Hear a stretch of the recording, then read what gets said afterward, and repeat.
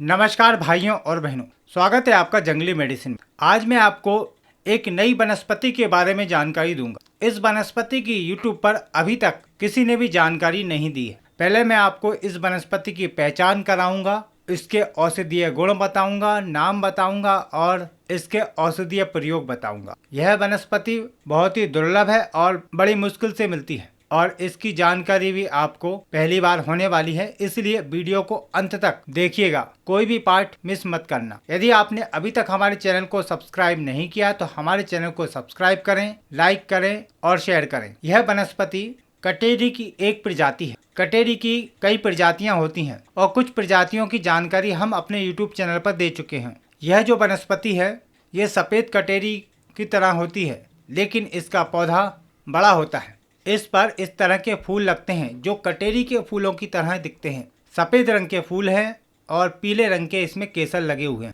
इसके पत्तों की बात करें तो इसके पत्तों के ऊपर कांटे होते हैं जिनसे इसको पहचाना जा सकता है। यह संपूर्ण पौधा कटीला होता है और 2 से 4 फीट तक का ऊंचा हो जाता है। कहीं कहीं पर यह झाड़ी नुमा फैलता है। इसके फल इस तरह के होते हैं जिसके चारों तरफ कांटे होते हैं। जब यह फल सूखकर चटक जाता है तो इसके अंदर लाल रंग का फल निकलता है और इस फल के अंदर काफी सारे छोटे छोटे बीज होते। इस पौधे का वानस्पतिक नाम है सोलनम सिम्बरीफोलियम। अंग्रेजी में इसको sticky nightshade, litchi tomato, wild tomato आदि नाम से जानते हैं। हिंदी में इसको भट्टकंड, बड़ भंटा, कांटेदार भंटा, कंटी भंटा आदि नाम से जानते हैं। तमिल में इसको वीर थक्काली, तेलुगु में इसको सब्भा टमाटो, कन्नड़ में बत्ता हनु और मराठी में कटेरी भोपाली लेची वीरी नाम से जानते हैं। आप भी हमें कमेंट करके बताएं कि आप कौन से क्षेत्र में रहते हैं और इस वनस्पति को क्या नाम से जानते हैं। हो सकता है आपकी दी हुई जानकारी किसी के काम आ जाए। आयुर्वेदिक मत अनुसार इस वनस्पति का रस कटु है और तीक्त है। गुण इसका लघु, रूक्ष और तीक्त है। वीर इसका उष्ण है, विपाक इसका कटु है और प्रभाव इसका वात कफ हरण है। यह पाचन को बढ़ाने वाली वात और कफ नाशक है, अग्निवर्धक है।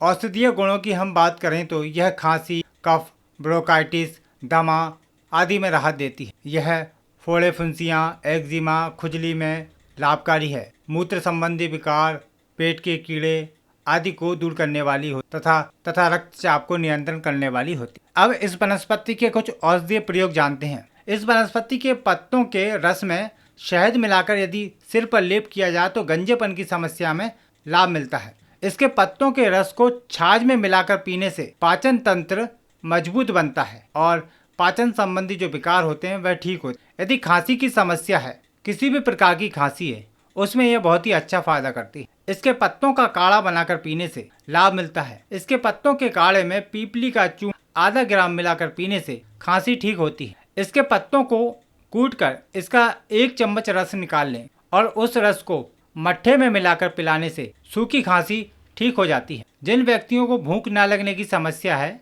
वह इसके फलों को आग में भूनकर छाछ में घोंटकर पिएं।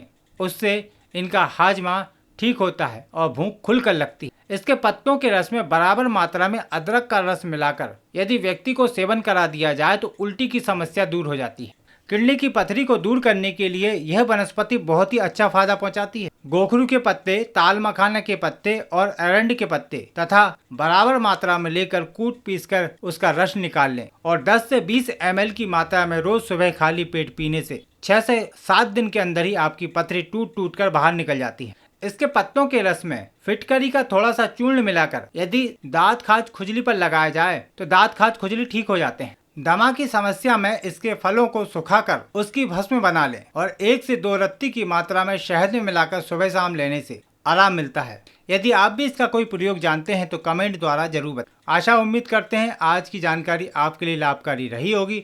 वीडियो को लाइक करें, शेयर करें और चैनल को सब्सक्राइब करें। फिर मिलते हैं आपको एक नई जानकारी के साथ एक नई वीडियो में। नमस्कार, जय आयुर्वेदा।